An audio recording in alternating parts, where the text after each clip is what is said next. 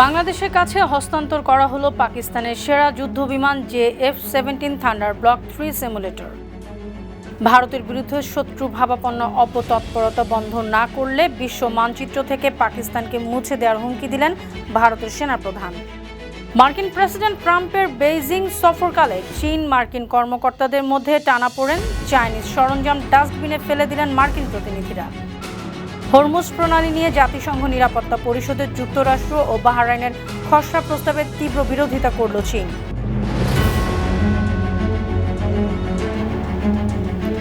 শুনছিলেন সংবাদ শিরোনাম। সবাইকে স্বাগত জানাচ্ছি বিশ্বজুড়ে প্রতিদিনে বিশ্বের বিভিন্ন প্রান্তের সবশেষ তথ্য জানাতে আপনাদের সঙ্গে আছি আমি অনন্যা চৈতি।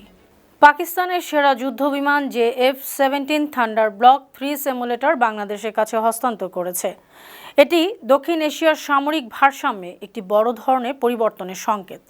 ডিফেন্স সিকিউরিটি এশিয়ার প্রতিবেদনে জানা গেছে, এটি দুই দেশের মধ্যে বিমান কেনার চূড়ান্ত চুক্তির আগে প্রস্তুতিমূলক পদক্ষেপ। এ পদক্ষেপে যুদ্ধবিমান আসার আগেই চালকদের দক্ষতা ও প্রাতিষ্ঠানিক কাঠামো গড়ে তোলা হবে। কয়েকদিন আগে ঢাকায় বাংলাদেশ পাকিস্তানের বিমান বাহিনীর প্রথম আনুষ্ঠানিক এয়ার স্টাফ টকস হয়। তারপরই এই সিমুলেটরের বিষয়টি সামনে আসে।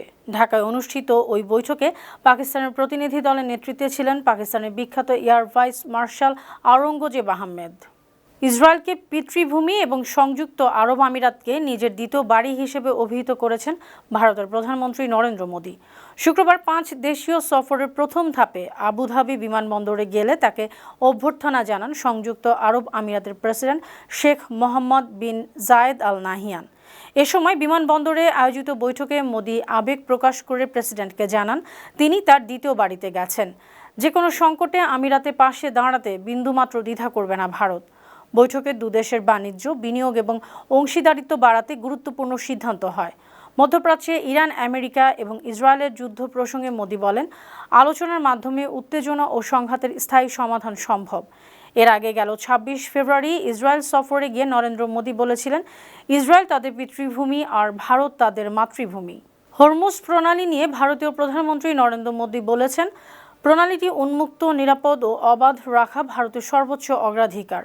তিনি মনে করেন, বৈশ্বিক স্থিতিশীলতা ও সমুদ্র পথে বাণিজ্য সচল রাখতে আন্তর্জাতিক আইন মেনে চলা অত্যন্ত গুরুত্বপূর্ণ। শুক্রবার আবুধাবিতে সংক্ষিপ্ত যাত্রাবিরতিকালে দেশটির প্রেসিডেন্টের সঙ্গে বৈঠককালে তিনি এ মন্তব্য করেন। সেদিন সংযুক্ত আরব আমিরাত সফরের মধ্য দিয়ে ইউরোপ ও পশ্চিম এশিয়ার 5 দেশীয় সফর শুরু করেছেন মোদী।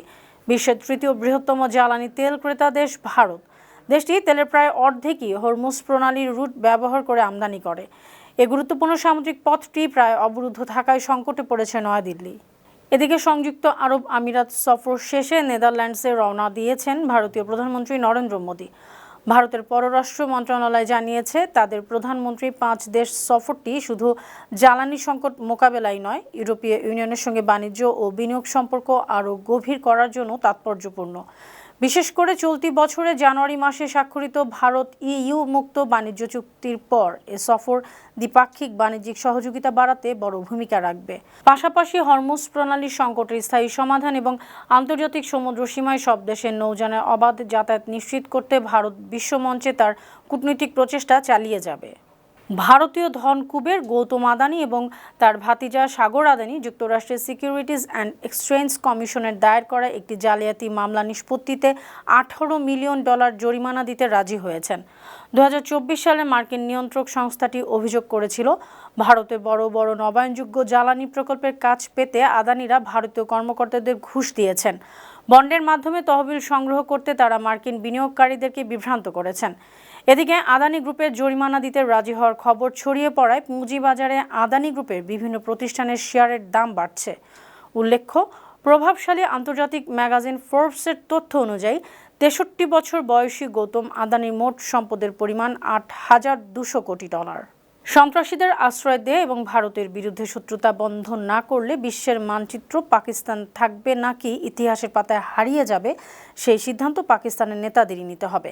শনিবার নয়াদিল্লির মানকেশ সেন্টারে এক অনুষ্ঠানে পাকিস্তানের উদ্দেশ্যে এমন হুঁশিয়ারি জানিয়েছেন ভারতের সেনাপ্রধান জেনারেল উপেন্দ্র দ্বিবেদী। ইউনিফর্ম আনভেইলড নামক একটি প্ল্যাটফর্ম আয়োজিত সেনা সংবাদ শীর্ষক ইন্টারেক্টিভ অধিবেশনে বক্তব্য দেওয়ার সময় তিনি এ হুঁশিয়ারি জানান। তার এই মন্তব্য দুই পারমাণবিক অস্ত্রধারী প্রতিবেশী সম্পর্কে নতুন উত্তেজনা সৃষ্টি করেছে। চীন সফর শেষে মার্কিন প্রেসিডেন্ট ডোনাল্ড ট্রাম্পের প্রতিনিধি দল শুক্রবার বেইজিংয়ে উড়োজাহাজে ওঠার আগে চীন সরকারের দেয়া সাময়িক ব্যবহারের মোবাইল ফোন বা বার্নার ফোন সহ সবকিছু ডাস্টবিনে ফেলে দিয়েছে। এমন তথ্য জানিয়ে নিউ ইয়র্ক পোস্টের হোয়াইট হাউস প্রতিনিধি এমিলি গুডিন সামাজিক যোগাযোগ মাধ্যম এক্সে একটি পোস্ট করেছেন। তিনি বলেছেন, চীনা কর্মকর্তারা মার্কিন প্রতিনিধিদের সাধারণ পরিচয়পত্র, বার্নার ফোন সহ বিভিন্ন সরঞ্জাম দিয়েছিলেন। এগুলো সব বিমানে ওঠার আগেই সিঁড়ির নিচে রাখা একটি বড় ডাস্টবিনে ফেলে দেওয়া হয়েছে। হোয়াইট হাউসের প্রেস উইং জানিয়েছে, এসব উপহার সামগ্রীর মাধ্যমে মার্কিন কর্মকর্তাদের উপর ডিজিটাল গুপ্তচর বৃত্তি করা হতে পারে, এমন সন্দেহের কারণেই এ ব্যবস্থা নেওয়া হয়েছে।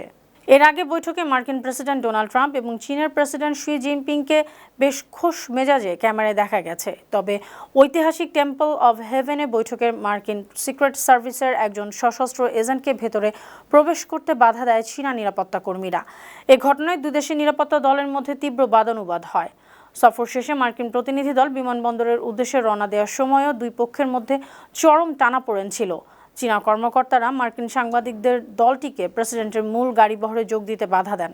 পরে মার্কিন সহকারীরা চীনাদের কঠোর নিরাপত্তা বলয় ভেদ করেই সাংবাদিকদের জোরপূর্বক ভেতরে নিয়ে যান। মার্কিন গণমাধ্যম দ্য হিল এসব তথ্য জানিয়েছে। হরমুজ প্রণালী নিয়ে জাতিসংঘ নিরাপত্তা পরিষদে যুক্তরাষ্ট্র ও বাহরাইনের যৌথ উদ্যোগে উত্থাপিত একটি খসড়া প্রস্তাবের তীব্র বিরোধিতা করেছে চীন। জাতিসংঘে নিযুক্ত চীনের স্থায়ী রাষ্ট্রদূত ফু চং বলেছেন, এই মুহূর্তে এমন প্রস্তাব পাশ করলে সমস্যা সমাধান হবে না। একপেশে নিষেধাজ্ঞা বা নিন্দা প্রস্তাব পাশের চেয়ে সংশ্লিষ্ট পক্ষগুলোকে আলোচনার টেবিলে ফিরিয়ে আনাই বেশি জরুরি। প্রস্তাবে ইরানের প্রতি হরমুজ প্রণালীতে সব ধরনের সামরিক হামলা এবং মাইন স্থাপন বন্ধ করার জোরালো দাবি জানানো হয়েছে। কূটনৈতিক সূত্রগুলো আভাস দিয়েছে, প্রস্তাবটি নিরাপত্তা পরিষদে ভোটাভুটির জন্য তোলা হলে চীন ও রাশিয়া ভেটো দিয়ে বাতিল করে দিতে পারে। গত মাসেও প্রায় একই ধরনের একটি মার্কিন সমর্থিত প্রস্তাবের বিপক্ষে চীন ও রাশিয়া ভেটো দিয়েছিল। ইরানে বড় ব্যাপক সামরিক অভিযানের প্রস্তুতি নিচ্ছে ইসরায়েল ও যুক্তরাষ্ট্র। নিউ ইয়র্ক টাইমসের প্রতিবেদনে তথ্য জানানো হয়েছে। মার্কিন কর্মকর্তাদের তথ্য অনুযায়ী প্রতিবেদনে বলা হয়েছে, আগামী সপ্তাহের শুরুর দিকে এই হামলা শুরু হতে পারে। এই অভিযানের একটি বিকল্প হতে পারে বিশেষ কমান্ডো বাহিনী মোতায়েন। কমান্ডোরা ইরানের মাটির নিচে বা ধ্বংসস্তূপের নিচে থাকা সমৃদ্ধ ইউরেনিয়াম ও পারমাণবিক উপাদান উদ্ধারের চেষ্টা করবেন। আরেকটি বিকল্প হতে পারে পারস্য উপসাগরের গুরুত্বপূর্ণ তেল রপ্তানি কেন্দ্র খার্কিভ দখল। এই বিষয়টিও বিবেচনা করছে আমেরিকা। এছাড়াও ইরানের সামরিক ও অবকাঠামোতে আরও বিস্তৃত বিমান হামলার বিষয়টি বিবেচনা করছে মার্কিন প্রতিরক্ষা বাহিনী। নাইজেরিয়া, আমেরিকা ও নাইজেরিয়া সশস্ত্র বাহিনীর যৌথ অভিযানে বৈশ্বিক জঙ্গি সংগঠন ইসলামিক স্টেট বা আইএসের দ্বিতীয় শীর্ষ নেতা আবু বিলাল আল মিনুকি নিহত হয়েছেন। মার্কিন প্রেসিডেন্ট ডোনাল্ড ট্রাম্প সামাজিক যোগাযোগ মাধ্যম ট্রুথ সোশ্যাল পোস্টে এ তথ্য জানিয়েছেন। শুক্রবার তিনি বলেছেন, নিখুঁত ও পরিকল্পিত অভিযানে বিশ্বের সবচেয়ে সক্রিয় ও বিপজ্জনক সন্ত্রাসীকে চিরতরে সরিয়ে দেওয়া হয়েছে। মিনুকি দীর্ঘদিন ধরে আফ্রিকায় থেকে আইএসের বৈশ্বিক সন্ত্রাসী কার্যক্রম পরিচালনা করছিলেন। এই অপারেশনের প্রত্যক্ষ সহযোগিতার জন্য নাইজেরিয়া সরকারের প্রতি গভীর কৃতজ্ঞতা জানিয়েছেন তিনি। বেতন বাড়ানোর দাবিতে বিক্ষোভ করেছেন মেক্সিকোর সরকারি স্কুলের শিক্ষকেরা। শুক্রবার শিক্ষক দিবস উপলক্ষে রাজধানী মেক্সিকো সিটিতে জাতীয় শিক্ষক ইউনিয়ন ন্যাশনাল এডুকেশন ওয়ার্কার্সের প্রায় ৩,০০০ সদস্য এ বিক্ষোভে অংশ নেন। দাবি পূরণ না হলে আগামী ১১ জুন শুরু হতে যাওয়া বিশ্বকাপের সময় দেশ অচল করে দেওয়ার হুমকি দিয়েছেন শিক্ষক নেতারা। তাদের অভিযোগ, দেশটির সরকার শিক্ষা খাতকে গুরুত্ব দিচ্ছে না, অথচ বিশ্বকাপ উপলক্ষে অনেক অর্থই খরচ করছে। সরকার ও শিক্ষক ইউনিয়নের মূল নেতারা ইতিমধ্যে ৯% বেতন বাড়াতে রাজি হয়েছে। তবে শিক্ষক সংগঠনের বিদ্রোহী অংশ শতভাগ বাড়তি বেতন চাচ্ছে। মেক্সিকোতে একজন সরকারি স্কুল শিক্ষকের গড় মাসিক বেতন বাংলাদেশি টাকায় প্রায় ১,১৮,০০০। সুপ্রিয় দর্শক, এ ছিল আজকের বিশ্বজুড়ে প্রতিদিনের আয়োজনে। দেশ বিদেশে বিভিন্ন খবর নিয়ে আবার আপনাদের সামনে হাজির হব। সেই পর্যন্ত ভালো থাকুন, সুস্থ থাকুন, বানু টিভির সঙ্গেই থাকুন। ধন্যবাদ।